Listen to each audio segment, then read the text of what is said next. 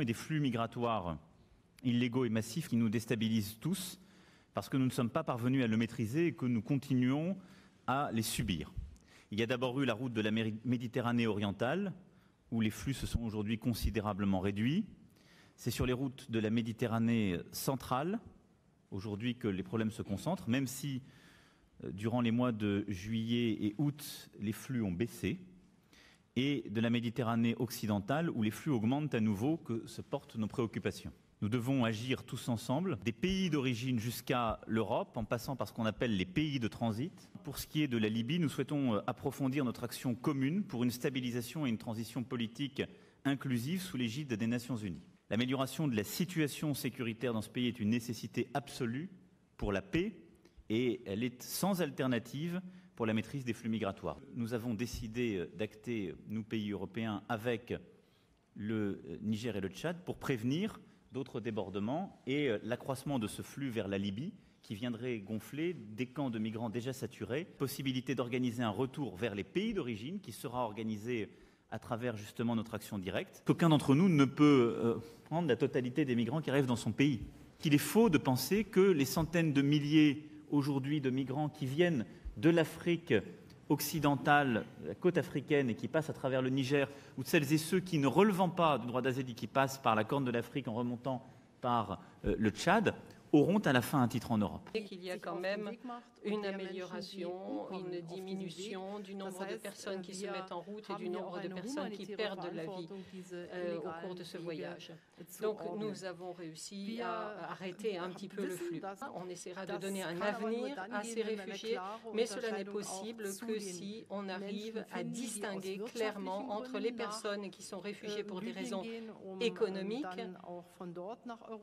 et qui essayent à travers la Libye d'atteindre les côtes européennes et les réfugiés authentiques. Le Niger et le Tchad ne sont que des pays de transit. Il faut aussi arriver, bien sûr, à travailler avec les pays d'origine de ces flux migratoires. Il faut coopérer avec eux. Et toutes ces personnes qui essayent de venir pour des raisons économiques de ces pays doivent pouvoir retourner dans leur pays d'origine. Et là, grâce à des projets d'aide au développement, on pourra les aider à se réinsérer. Qu'est-ce qui pousse la jeunesse africaine, en fait, disons, de traverser le désert au prix? Ça c'est qu'il a moins de chances de passer. Et en traversant la Méditerranée, moins de chances de venir aussi en Europe. C'est la pauvreté, c'est le chômage, c'est la mauvaise éducation. Donc tout ça, c'est des éléments à tenir compte. Et la question de l'immigrer est liée aussi intimement à la question de l'insécurité. Autour de cette question, je pense que nous avons encore à échanger sur la manière dont les pays de l'Union européenne peuvent, en fait, disons, être impliqués dans la création de l'emploi, dans le développement économique des pays du continent africain. Les immigrants arrivent aussi à grossir les rangs de terrorisme. Les rangs de terrorisme, c'est des gens fragilisés. C'est des jeunes qui sont fragilisés. Dans les immigrés, vous avez aussi des terroristes qui rentrent avec. Et tant que la question aussi fondamentale de la Libye, source, en fait, disons, incubateur de tout cela, n'est pas résolue, la crise de la Libye n'est pas résolue, je ne pense pas que nous pourrions arriver à trouver des solutions définitives à la question. Qu'est-ce que ça veut dire obtenir des résultats?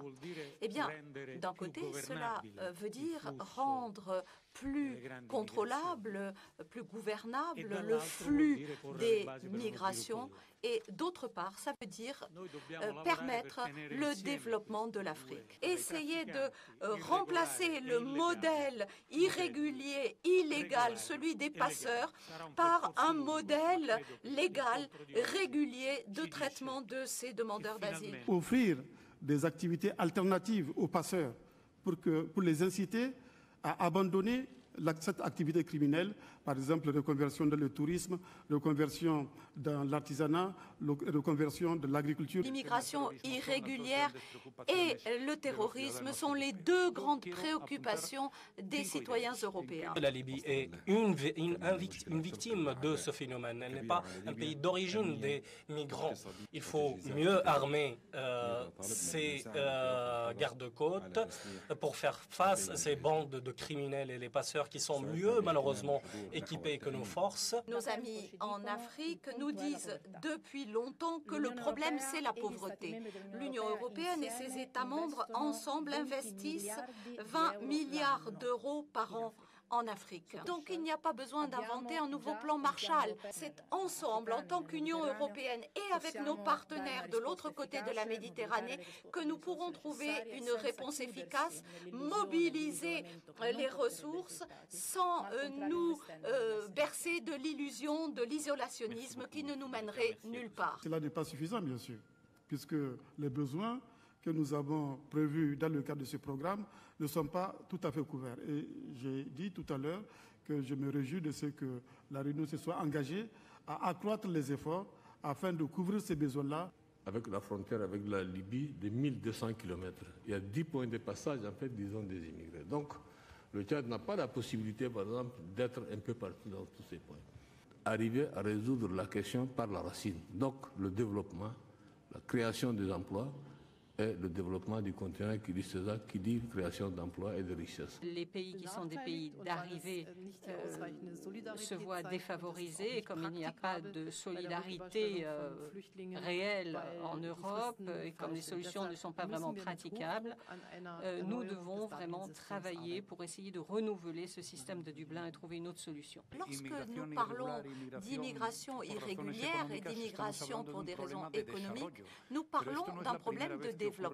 Mais ce n'est pas la première fois que cela se produit dans l'histoire de l'humanité, et d'améliorer le niveau de développement en Afrique pour que ces gens ne soient pas obligés de quitter leur pays. Pour la première fois, l'Union européenne va intervenir de façon sérieuse et à fond dans ce domaine.